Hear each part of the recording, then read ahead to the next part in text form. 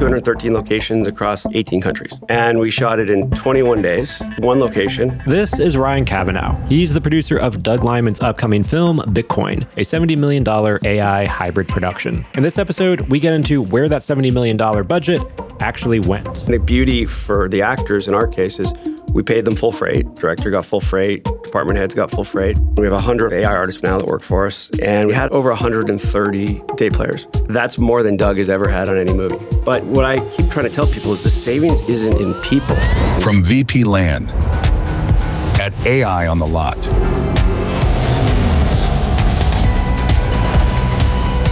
This is inside the AI studio. Ryan, tell me about Bitcoin. Well, it's this thing that people buy. No, I'm just joking. So about, 3 years ago, after I'd sworn off the movie business forever, I came across this really interesting story through actually an AI business that I owned that wasn't in the movie business. It was an AI that does AI for a lot of the social media. And the story was fascinating, so I was like, I got to make this story. Developed it on my own, hired probably the best writer I've ever worked with, Nick Shank. And it's the true story of a guy who may or may not be Satoshi. His story in general was just fascinating. Like whether he was Satoshi or not, what he stood for, being, basically against the corruption and greed that had taken over Bitcoin and for the original Satoshi vision. And so developed it, got a great script, got Doug Liman attached after some time, great cast, got my first budget back. We're independently financing $150 million. And I was like, oof, I definitely didn't want to go to a studio with it. I wanted to keep control of it and realized that was not happening at 150. So went back to some of my AI contacts. I'd been reading a lot about deals with Runway and Midjourney and so on and so forth. And went and met with, you name it, we met with them. And we left every meeting with the same outcome, which was they're never going to get it, at least not in the short term. And it's not because of tech. And that's where people get really, really confused in this business is they all have tech that could theoretically work. But it's that people look at it as pure tech. And AI is not pure tech. AI is kind of 50%, I'll call it tech or generation, but it's 50% art. And so when all these studios are making deals where they're bringing in chiefs that don't have backgrounds in physical production, I mean hands-on production, like on set, having sat through what happens when this camera breaks, what happens when the light won't work this way, what happens when you can't shoot from the corner, what happens in post-production if you have something that's overlit or underlit, what happens if an actor gets sick and the scheduling's off, and so all these things. You had studios and production companies going to tech companies that were AI saying, help me make this movie. And we just saw the writing on the wall that was never going to work because sure, they'll be able to get to some first frames and get a video out, but it's going to look wrong. And so we went down the path of starting to hire our own AI people and, figuring out, can we make this movie cheaper using AI? We ended up hiring and we put together our own workflow and our own team. And we have 100 artists now that work for us, AI artists, what we call them. Set up our own studio in London, which we bought and built out. And then there's a lot of trial and error. So it started with 7 months of pre-production with a 50-person creative department because I don't care who says differently. I don't believe any time in the near term you're going to be able to make an AI movie that looks good without having every first frame, every location build, down to spec, down to, architectural perfection. So we had to spend $15 million of our budget to do that. And then we shot the first movie, Bitcoin, in all AI, and it's what we call performance capture. So for us, what's really important coming from the industry is that, it's artist and creative first. So all the actors are real. We have our own form of performance capture, as we call it, on our proprietary gray stage. The director directs them, just like you would. The DP shoots them, and, it's a normal kind of crew. It's just that when you're shooting, the entire focus is just on the actor. So in our case, we had a 72-day physical shoot with 213 locations across 18 countries. And we shot it in 21 days, one location, not 1 plus 1, just one, our gray stage. Turnarounds 5 to 20 minutes. We shot the leads out in 19 days. And we were able to drop the budget below the line from 120, 130 down to 40, which now would be 25 because 15 was spent on pre-production. And what we did is we used the movie to build our own AI system that integrates with our AI artists and protocols in shooting and with the gray stage to do all that pre-production stuff automatically and save that $15 million. So here we are. We wrapped a few weeks ago. One of the beauties of AI is you're able to see scenes right away, and we're really excited about the movie. You've answered a lot of my follow-up questions in that answer. But yeah, because I was wondering, we heard about $70 million budget. If you were producing this today, sort of answer that. Like, if you started today, I mean, how? If we started today, it would be 20 to 25 million below the line, plus whatever, I mean, the beauty for the actors in our case is we paid them full freight, right? Director got full freight, department heads got full freight. Ironically, so we had over 130 day players. That's more than Doug has ever had on any movie. More than Born, more than Day After Tomorrow, more than or Live Another Day, more than Mr. and Mrs. Smith. And so the difference is that we're able to bring them in and shoot all of them, all 130, in less than 2 days, and we have a proprietary capture system. And, so yeah, today it would be 25 million plus whatever's above the line. And we never really expected to be a production services business either. We were just doing this for our own. And as people came through, studios, producers, they started asking, can we do their movie? And so we have over a dozen projects now in various stages. And it's really cool to see, like the way we kind of look at it is the movie we made, the kind of original IP unproven is like, they just don't get made anymore, especially in the mid-budget range. And there's a lot of very talented people that have stories to tell. And that's what Hollywood was built on, not sequel, prequel, tentpole, rinse, repeat, right? And so we're watching people who've had projects for 3 years that are well-known filmmakers or talent that are like, the studio said they'd do it for 30, but I can't figure out how to get it down less than 70. And we're able to do that for them. And we're able to show them that it's 100% photoreal and that they get more creative control and less time involved. And that's really neat to see. Yeah, this is an exciting time. Can you walk me through just high level, like what was the production process? You're filming the actors on the gray box. Is it a 3D build? Like what does Doug see when he's looking in the it's fairly interesting how sparse it is. For us, think of it as just a big studio that is gray. Sounds like it sounds. That has all kinds of different cameras, a very specific set of lighting that doesn't change. It's lighting for the AI. That has blocking in gray and a lot of different shapes around the walls. Again, things that we've perfected to make sure that it captures right. What the director does is, our system, as I said, you input and you kind of get out all the location builds. So before you start any shot, the location is blocked. And what I mean by blocked is we have a proprietary AR system that you put over the stage and you can literally see photoreal. Like, this is what it's going to look like. This is where this table is. This is where whatever wall is back there. But none of this exists. But none of it exists. What if we were shooting ourselves or they were shooting us, it would be you and I having a conversation, sitting in 2 chairs, but likely not the chairs that would show up. The rest would be blocked with gray, and everybody's able to use the VR projector to see where things would be.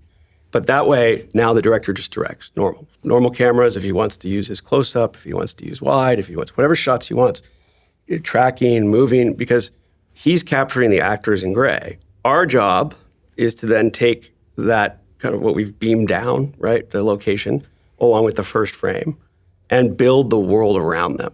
So, the director still has to capture the action, still has to capture the interaction.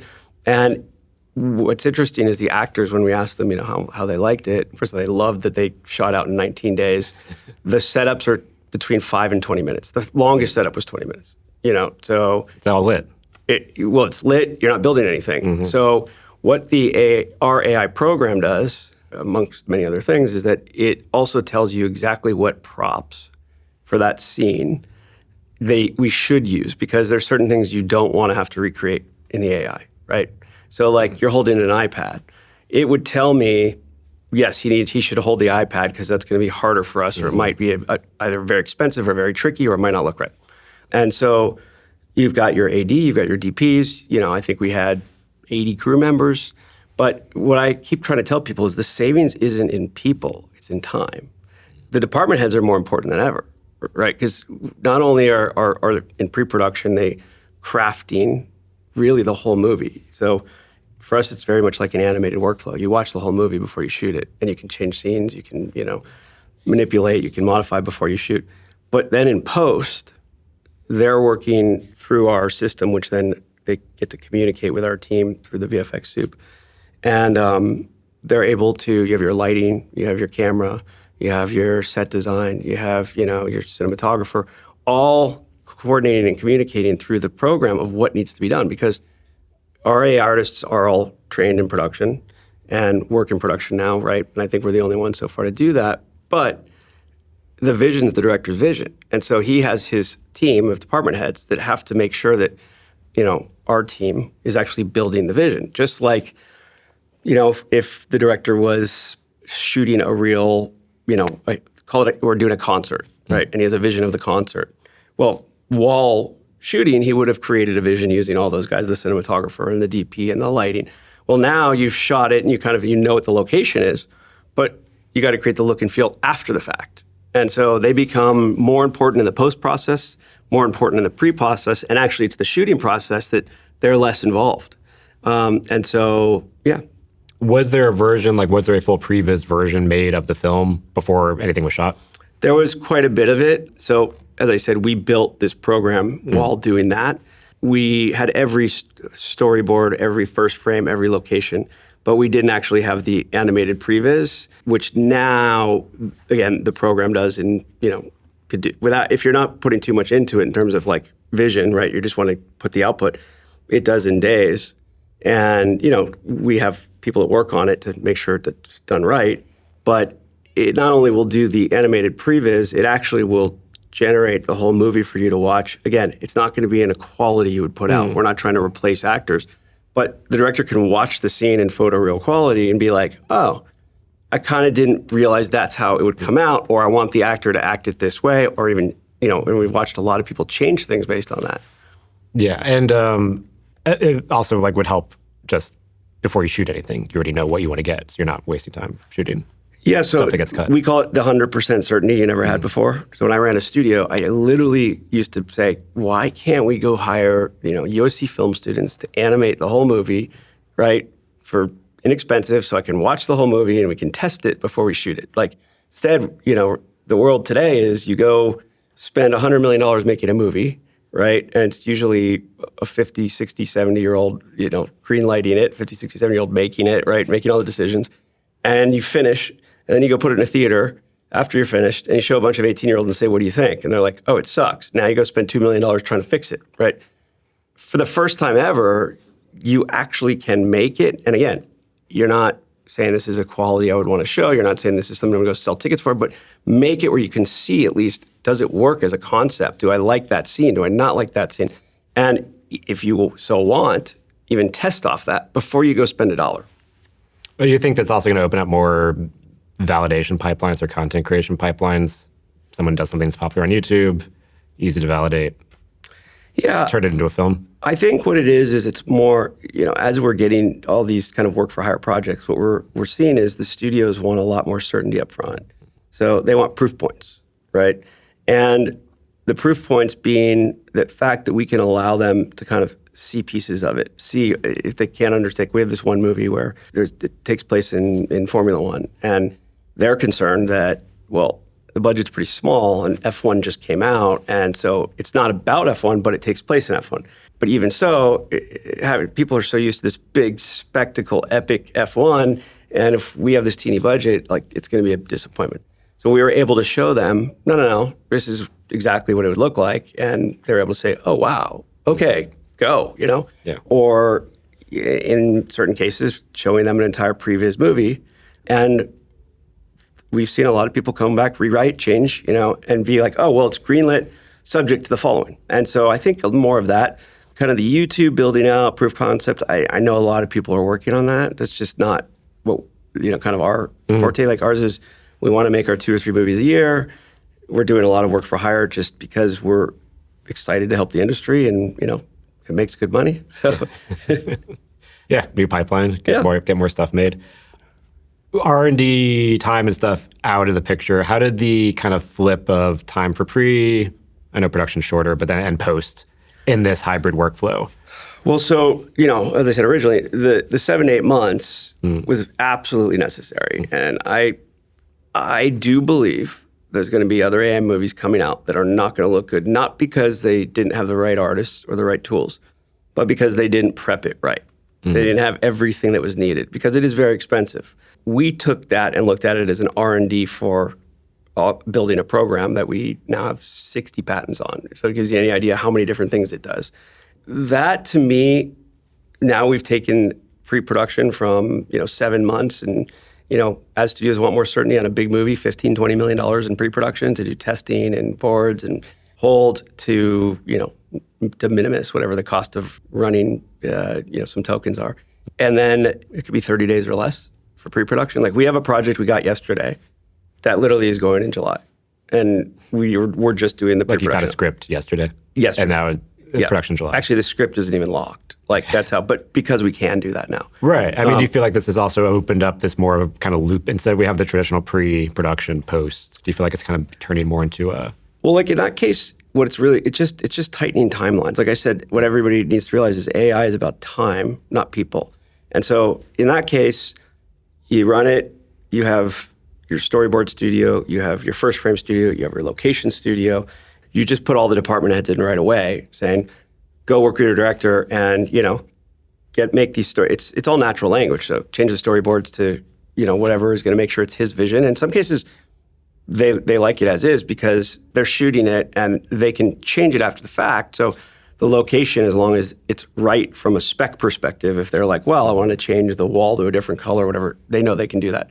So sometimes they don't even do anything with it, but they can get as detailed as they want. So 30 days is a huge amount of time to get in all day and have department heads and it all coordinates together, like making changes to looks and feels. It actually has every single shot is pre-planned. It does all the scheduling, all the sides, and what it does is it coordinates within both actor schedules, crew, but also the AI to make sure it's the most efficient way to shoot. And so if something changes, it automatically also re-triggers. So your system's also kind of handling the production, scheduling, the kind of breakdown process, so it's a central... Yep, it does all of that. And as well as literally it's telling you the shots. So the director doesn't have to use that, but it does give you shot by shot. It also gives you the VFX breakdown, meaning the VFX is an AI, or we call it VFX because it's a VFX pipeline. So the pre-production is really sped up. The production is really sped up. We drop production time by 70%. And then post is probably the same, if not a little bit less. But the difference is that because of the way AI works, whereas in other movies, take Avatar, right? Like, not to compare Bitcoin to Avatar, but there are a lot of similarities in how it was shot, right? Avatar's all mocap and green screen and we're all gray stage. And so we're at 270 locations there in these crazy worlds. Yep. So, Jim Cameron has to make that. And before he can really see any of it, he has to have the compilation put together. He has to have the entire background made. He has to have it go through a post-rendering. And that's a year probably, right? For us, we just showed 10 minutes of it not totally complete, but good enough for, government work. And we were able to do that 2 weeks after shooting before we even had a cut of the movie. And that's also part of what speeds it up is you can watch things and change them without having a huge expense. You can watch the scene and say, I want that. I don't love the way that the city looks. I want to change the lighting. You can literally modify anything, which is good and bad. You can modify it in production and you can modify it in post. Yeah, but you have to at some point be like, we're done, we're locked. Yeah, well, like Doug came in one day and he had gone to this place in London called Sexy Fish. That's a kind of very popular sushi place. And it's very lively. It's more like a nightclub, right? And the night before he'd gone to Cirque du Soleil. So he came in and he's like, okay, I'm changing Nobu. So we're shooting a sequence that was supposed to be Nobu. For my version of Sexy Fish, he calls Koi Koi. That is a very upscale version of Sexy Fish with Cirque du Soleil in the middle. So we had to plug it in, run everything, redo it, but we could do that. And within hours, without having to go find set designs and prop, we were able to do that. And that would have probably been a $5 to $7 million shoot to do practically. And instead for us, it was the same as two people sitting at Nobu. So you do have to have, he did that. Another one with, one of our leads was supposed to have a call from his desk in Antigua. And instead he's like, I want him on an expedition in Antarctica, in the middle of a snowstorm, using a satellite phone while there's wolves over here and this happening, just because he could, right? And so those are the things, and they work but you also have to have a director who can keep it under control because they could literally spend all day spinning out of control of what they want to do. Yeah. Ryan, thanks so much. Appreciate it.